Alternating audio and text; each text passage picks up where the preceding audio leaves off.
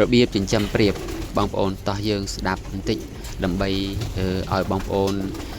ចេះចិញ្ចឹមប្រៀបឲ្យបានស្អាត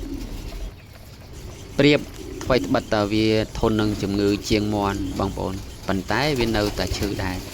អញ្ចឹងរបៀបចិញ្ចឹមប្រៀបហ្នឹងគឺយើងត្រូវការប្រើវ៉ាក់សាំងដែរបងប្អូនហើយនឹងថ្នាំដង្កូវវាដែរដើម្បីបំពន់ឲ្យប្រៀបយើងស្អាតប្រៀបនៅតូចបងប្អូនយើងអាចប្រើវ៉ាក់សាំងដើម្បីការពារវាដល់អាយុវាពេញវ័យដល់ពេលវាពេញវ័យយើងអាចប្រើថ្នាំបំពន់សុខភាពរបស់វាហើយមានថ្នាំទម្លាក់ព្រូនហើយបងប្អូនយើងអាចប្រើថ្នាំដើម្បីសម្រាប់បង្កាត់ឲ្យប្រៀបយើងមានមេជីវិតល្អពងល្អកូនមកបានល្អ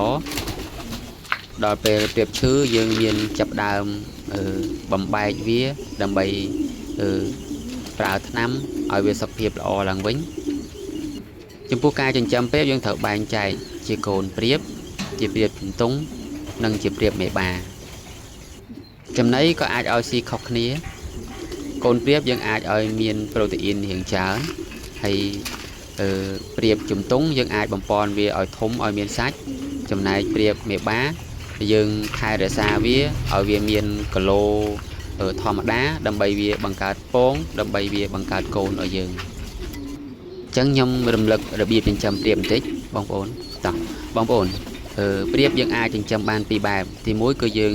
ចិញ្ចឹមកូនយើងចែកពូជកូនមកយើងមានតម្លៃធូរថ្លៃយើងយកមកបំពន់ទីពីរយើងត្រូវចែកពូជមេបាមកដែលចូលសម្បុកពងហើយហ្នឹងបន្ទាប់វាពងប្រៀបវាពងបាន2គ្រាប់វាពងពេលល្ងាចហើយបន្ទាប់វាពងហើយវាចាប់ដើមក្រាប18ថ្ងៃវាចាប់ដើមញាស់ពេលវាញាស់បាន20ថ្ងៃទៅ25ថ្ងៃបងប្អូនវាចាប់ដើមរសបុកទៀតហើយកូនប្រៀបហ្នឹងវានៅតែបញ្ចុកបន្តរសបុកដើម្បីពងបន្តមានប្រៀបមួយគូបើយើងថែទាំបានល្អមួយឆ្នាំយើងអាចឡើងដល់16ទៅ17គូចំពោះការសាងសង់ទ្រុងគឺយើងត្រូវតែ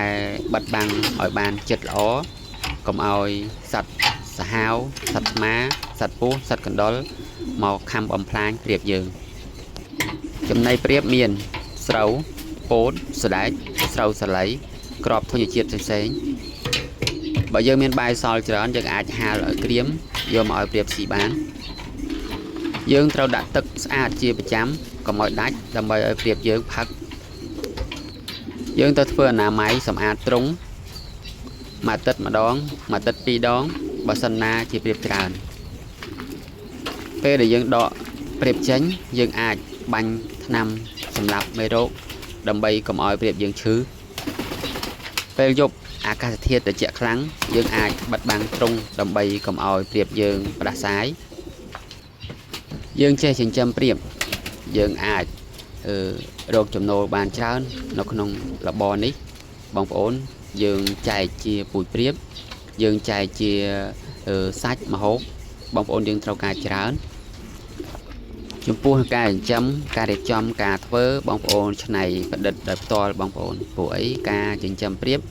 មានការចិញ្ចឹមខុសៗគ្នាការធ្វើទ្រុងខុសគ្នាហើយនឹងមានកន្លែងដែលដាក់នោះគឺខុសគ្នា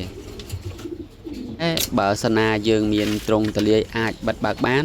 យើងអាចលេងទ្រុងប្រៀបយើងអាចលេងប្រៀបយើងខ្លះបងប្អូនព្រោះប្រៀបពេលណាដែលវាចិត្តពងវាអីហ្នឹងវាត្រូវការសំយោគជាមួយនឹងខ្លួនវាជាមួយពន្លឺថ្ងៃនៅពេលព្រឹកដើម្បីឲ្យវាលះពងដាក់ទឹកលេងឲ្យវាបានលេងច្រើនបងប្អូនព្រោះអីប្រៀបវាត្រូវការសម្អាតខ្លួនបងប្អូនសាកលេងប្រៀបសាកមើលបើសិនណាមានទឹកគឺវាទឹកមួយទឹកហើយបើសិនណាលេងពេលថ្ងៃគឺវាទៅសម្ដិលខ្លួនវានៅថ្ងៃដើម្បីសំយោគជាមួយនឹងកម្ដៅថ្ងៃប្រៀបត្រូវការហោះហើរនៅពេលដែលវាចង់ហោះហើរបងប្អូនដើម្បីឲ្យពោះវៀនកាពះវាខ្លួនវាមានសាច់ដុំនេះគឺជាការរំហាត់ប្រាណដូចមនុស្សដែរបញ្ហាដែលយើងចាំកូនប្រៀបបានបងប្អូននេះដោយសារតែមូសមួយរយៈនេះគឺមានមូសច្រើនបងប្អូនខំកំចាត់ដែរប៉ុន្តែអត់អស់អ្វីដែលយើងត្រូវធ្វើបានយើងត្រូវតែកំចាត់មូសណាបងប្អូនគុណបងប្អូនចាំជួបគ្នានៅវីដេអូក្រោយ